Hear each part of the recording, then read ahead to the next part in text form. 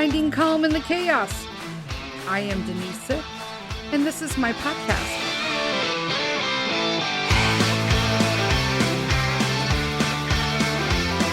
Hello, everybody. Welcome to another episode of Finding Calm in the Chaos. I'm Denise. Happy Wednesday, everybody. All right, so today, I'm telling you, today I'm going to talk about something specific to all of this newfound everybody's decluttering and cleaning the house. In 2024, it's going to be known as the year of declutter. Everybody I know is decluttering, minimizing, reducing. It's pretty like everything, like and literally and figuratively, which is interesting because I have found that the more I'm cleaning and decluttering in the house, the more I am wanting to do that in like every aspect of my life. And one of the things that I started to really make sure I committed to this year was basically decluttering my financials. Now, some of you are going to be like, tapping out, Denise, see you next week. That's great. But just because you think you've got it together doesn't necessarily mean you think you got it together. Stay with me here. Stay with me for a moment because this isn't me about lecturing people about their financials. You do you, boo. Okay. I'm just saying that for me, I'm going to be 55 years old this year, and I am just finally realizing a lot of things about financials that I was never taught or even talked to about as a kid or in my 20s or in my 30s, except then all of a sudden, like I had older parents who were lecturing me in my 40s about how like I was in this shitty financial situation of not having all the things that I wanted, but somehow that was my fault. Although I was given no financial guidance whatsoever. And I am not alone in this. I am finding out that this is like really common, especially for Gen Xers. So we either had parents who were on top of it, or we had parents who were just like, yeah, we can't talk about that. You need to leave the room. It's none of your business. Which is fabulous. Like, I don't want that kind of stress as a kid. I certainly don't want to do that to Peter. However, I feel that like I wasn't taught anything. I wasn't taught how to balance a checkbook. Why aren't they teaching us this shit in school? I'm just saying. Okay. Just saying. You know it. I know it. I'm just saying. Now, I have found out that a lot of kids today are obviously just the opposite. They have no clue how to manage their money because it's either just given to them or they don't have any. So it's the other end of the spectrum. They have no clue. They're just provided for. They're completely useless when it comes to it. But then there are these few kids far and in between, and I want Peter to be one of those kids that are being taught tools so that when they grow up, they are, if they choose to go to school, whether that be college, a trade school, whatnot, that they are debt-free because it's been provided and thought and planned about. And also that they can go forward into the financial realm of like the real world and not be stuck because nobody taught them anything. They're just kind of on their own, right? And so we have been taking a ton of steps to do that for Peter. And then in my process, I was like, I need some tools too. Like I've been doing so we did Greenlight. I am not a Greenlight promoter. I'm not a Greenlight affiliate. They don't pay me. They don't even know me. All I do is use their app and their program and their card for Peter. And so far we absolutely love it. It is teaching him major things. So there were 8 things on how to stay like financially healthy. So I've been going through and I'm like, yeah, I probably did not do any of these. And I talked about this a little on one of the last podcasts, but I wanted to break it up more because I'm totally becoming encouraged. Again, I'm going to be 55 this year. And I'm going to be honest with you, right? I'm not going to be like, oh yeah, I'm so set. We're good to go, man. I'm going to be in the Mediterranean. I mean, I may or may not be in the Mediterranean, but it's not going to be because I have a nest egg of like this huge financial, pile of money. It's because I planned too late, and I did have like an entire 401 and all that kind of stuff. But when I had all my cancer stuff going on and it was just racking up real high. I mean, it racked up so high that my insurance company dropped me. Like I reached my aggregate limits on my insurance policy, and they just charge you for that. They just do. Like, how are you ever going to pay that kind of money back? You're not, right? So, but I wanted to. And so that if I would have known, hindsight's 2020. If I would have known then what I know now, I would have handled it completely different. Mr. Sith, he's 13 years younger than me, so he has tons of time. But I found that we are very heavy and very harsh on ourselves when it comes to financials. And that be whether or not we have money or we don't have money. And I have been listening to this podcast for about, 4 or 5 months now. But it's called the I Will Teach You to Be Rich podcast. And the host is Ramit Sethi, RAMIT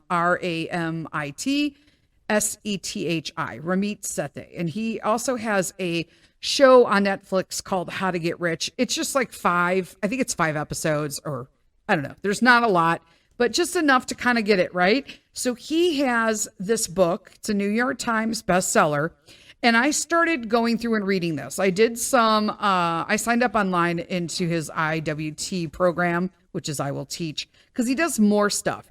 But his background is psychology, the psychology behind money.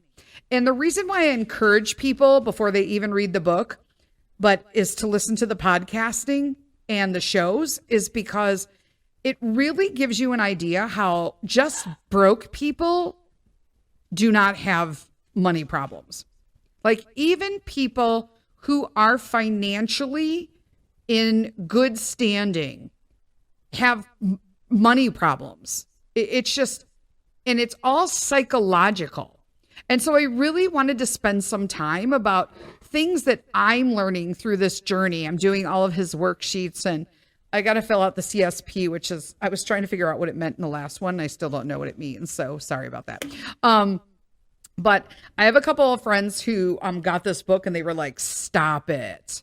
But basically, it's I Will Teach You to Be Rich by Ramit Sethi. No guilt, no excuses, no BS, just a 6-week program that works. Let me tell you, I'm so encouraged. I can't even. Like, I'm so encouraged.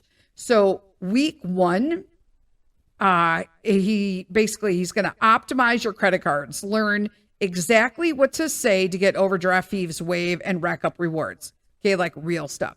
Now, I am not a credit card person, mainly because in the past, I've not had a credit score high enough to have a decent credit card, so I didn't bother. But since that stuff is changing, I need to know like what to do and what to utilize, because there are people who have huge credit card limits on some of these podcasts that he has, and they're doing things for points, but the points are like totally not beneficial to the debt they're putting themselves into. And it's like, wow. So like when you don't have that much money, you're like, how do they have all these problems? And it's just because it's really not about whether or not you have money.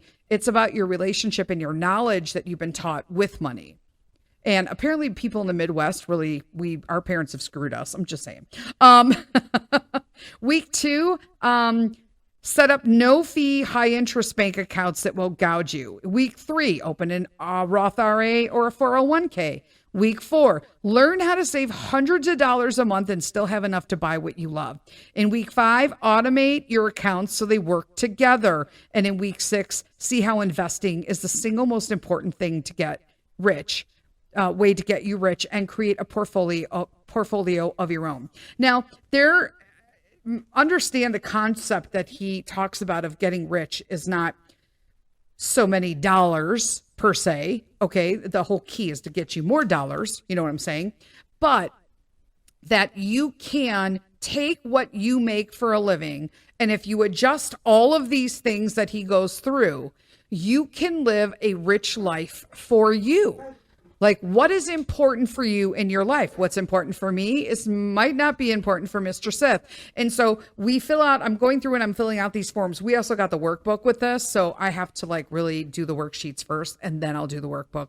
But just going through and like knowing that there is this potential of living the life that I want to live by simply being managed on how to get rid of the other garbage we spend our money on, the stuff we self-sabotage us with, all of the automatic stuff that comes out of our account that we just forget about, the subscriptions, all of the, Amazon orders, the freaking Target runs. I mean, we know, right? You're not alone. Like so many of us sit around and we're like, are we the only people who are like this? Everybody must be living fabulous, but they're not. There actually are people who I've known in the past who apparently made it appear that they were really good with money when in actuality it was a nightmare and they didn't have any money. And I'm like, wow, here I am like thinking, wow, I aspire to have money like that one day. They didn't have no money. It was almost criminal. Let's just put it that way. So one of the, I'm going to go through what I've learned about for me. And I thought it would be interesting, as always, that you guys I'm going to take you for the run with me. And I'm going to tell you like all the nitty gritty, like people. So apparently there is a 50-30-20 rule. Okay. That 50%, they recommend putting 50% of your money towards needs, 30% towards wants, and 20% towards savings. Right? Now, I'm going to be the first to tell, in addition, and I don't feel bad anymore after listening to this podcast, the back talking is from Mr. Buster. So I don't know if you hear him a little back talking me. You probably heard that. So, I'll be the first to admit that was not putting 20% towards savings at all. But yet I know people who put way more than that into savings. And I feel like they're kind of tight. And I wouldn't have known that. Like, wow, like that's regimen. But when do those people get to enjoy and live their rich life? If they don't have the psychology behind it's okay to spend it, then they're in the same position, but in a different level. Does that make sense? Right? So this 50-30-20 rule, I'm working on it. All I can do is, and I'm not into this, yeah, I'm going to do that when we do this. Nope. It's like I'm making this stuff happen. Like I am implementing and I am doing because I'm not messing around anymore. All right. So this is it, man. Right. Getting 3 times your housing costs in a house savings account, right? That's separate from your savings. You want to have 3 months minimum of that. I'm sure there's a kitty outside because he's growling. Yes, the kitty outside, Buster. Yeah, I know. It's crazy, right? Everybody hasn't heard you in a while. I know. There you go. That's enough of that. Anyway, so that's one of the things. So 50-30-20 rule. So I'll be honest with you. I had no clue that even existed. If you asked me how much you should put in savings, I'd be like, I don't know. Sometimes I don't have enough left over. But I am one of the first people to admit that I, due to my past and what I saw growing up, when you get money, you must buy things now while the money is there. Such an unhealthy way to purchase. But I acknowledge that I have that problem now, and I know. And you may have this, right? I don't even go into Target, and not because I don't want to spend too much in Target. I do it for political reasons, but whatever, to each their own. However, I love me some Amazon. Like the best of them. And so it's like, got to work on that. So these are the good, healthy habits to help me achieve financial well-being that I'm sharing with you guys. Okay.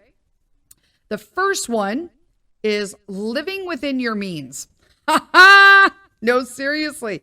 I am realizing how many people, either it's one extreme or the other. We're either living beyond our means or we're reining ourselves in so tightly, we can't enjoy anything. Because as I'm listening to these podcasts of Ramit, I'm hearing about how all these people are, and I know it's kind of like sad that I feel comfort in that even if they had incredible amount of wealth, that they should feel safety, they don't. And they're in this constant sense of panic, anxiety, and fear that it's never enough. Like, when is it enough? It's never enough. They just have to keep working and saving and working and saving. And it's like, okay, but they won't even they're like cutting coupons. And I'm like, but you don't have to cut a coupon. And then people will sit here and tell me, like, you might even be thinking yourself, well, coupons are good to cut. I'm going to be honest with you. I'm not into that. That's all a corporate game. Half the time you're only getting a couple 20 cents, this, and all these extreme coupon people who have like copious amounts of products that I can't even use because of my autoimmune. What am I going to do with all that? Half of those products are poison to me. And quite frankly, to most people, they just don't care or aren't affected by it. So it's like, no, I can't do that. So apparently not apparently, but yes, apparently, live within your means. We're going to take a quick break and I'm going to come back. Just a quick endorsement break. Hang on there.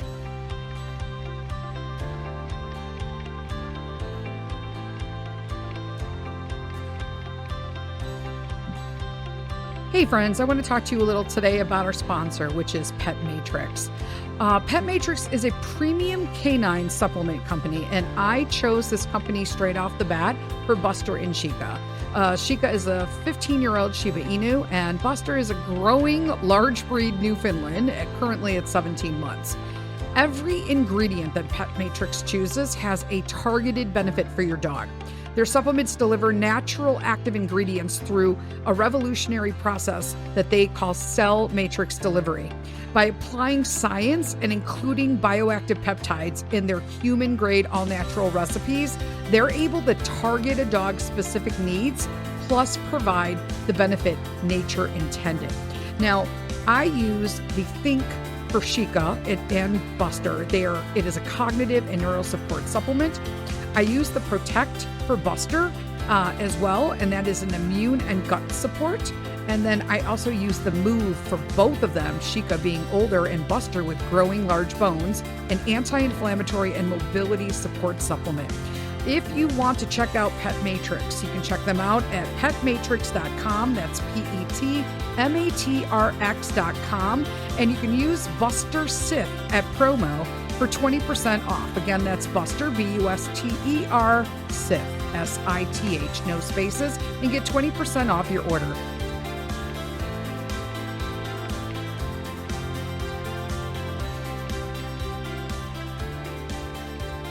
All right, guys, we're back.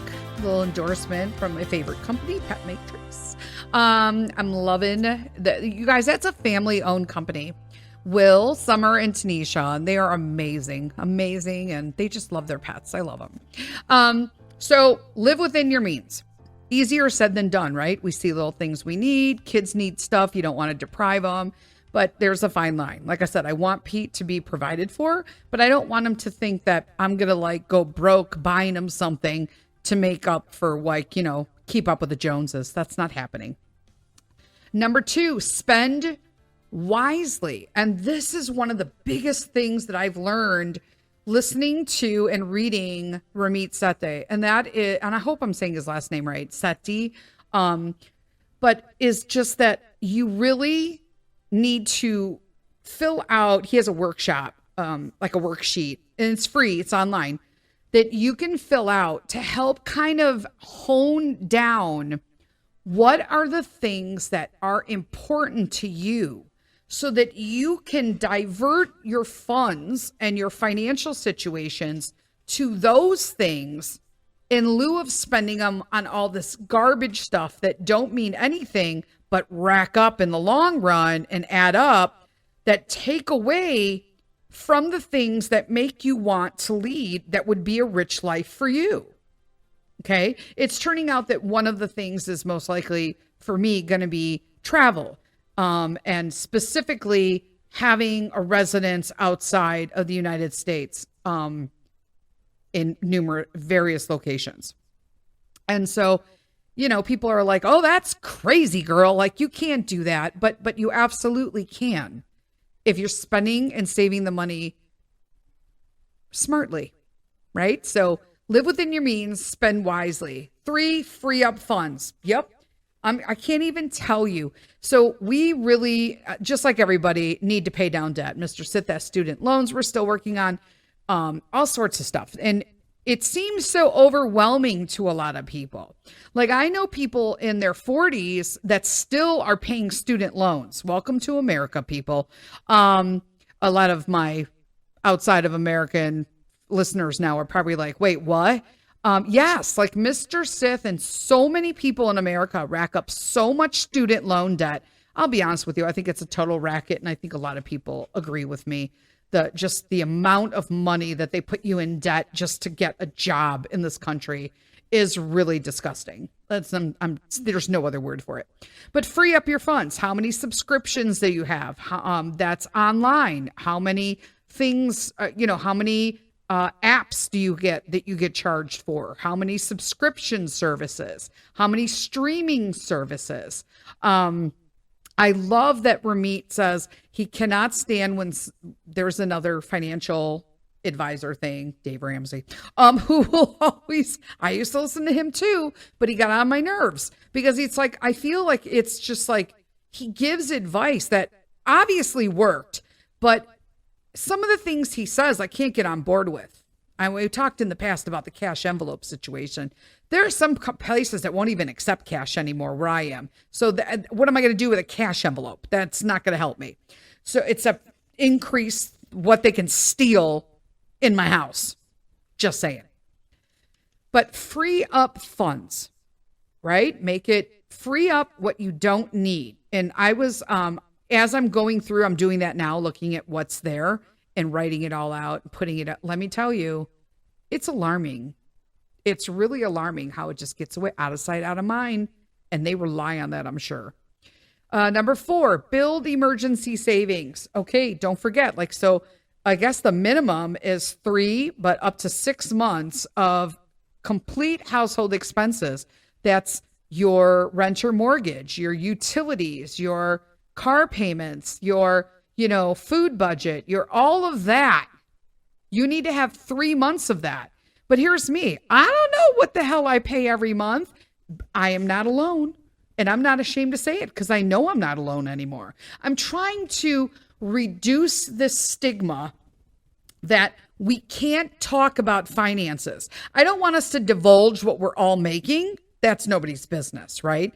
But I want to just kind of relax this financial stigma of everybody thinking that they have to lie about their finances or keep up. I'm having a really hard time right now, especially in today's economy. I mean, you can't go to the store without spending $80 on like one meal in my area. And it was like nothing. It's like, wait, what? Don't even talk to me about a pantry stock. Trying to do a pantry stock? Oh, get out of here right now. $150 minimum. That's why right now we're going with food service meals, like meal services and stuff like that. It's cheaper for us per person to order a meal service to come. Plus it reduces the waste of what I'm buying.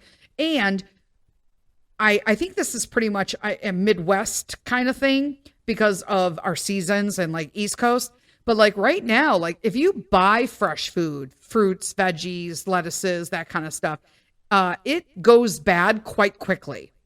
Like we're losing fruits and stuff within a couple days of not being eaten. So I don't live in Europe, so I can't just go to the fresh fruit market every day and like pick up my stuff for the morning. I wish I could, but right now it's just not an option. And it's very poor quality what is available fresh. So build emergency savings. This is huge. And don't tap into it. Don't borrow it. You got don't rob Peter to pay Paul. You know what I'm saying? 5, avoid excessive borrowing and manage your existing debt. Bing. This was like me 100%. because that's what I did. I was like, I prided myself in learning how to play the game so everybody got paid, but nobody complained. But some people got like stiffed a little bit for a couple days and this, that, to like, it's ridiculous. It's ridiculous. And it takes too much energy to try to work that all out when you could just have it saved. You know, we are in a position, Mr. Sith has, brings in an incredible income. We don't have to do this. We should not have to deal with it. But then I thought, what are we going to do with this? I don't know what to do with this. That is the sad truth, is that I was not taught any of this stuff. I don't know. My family lives check to check. They have no pensions, no retirement accounts. They live check to check. And that is rough. And I look at that and I'm like, I don't want to live like that at all. They can't vacation. They don't vacation. They don't, there is no splurges.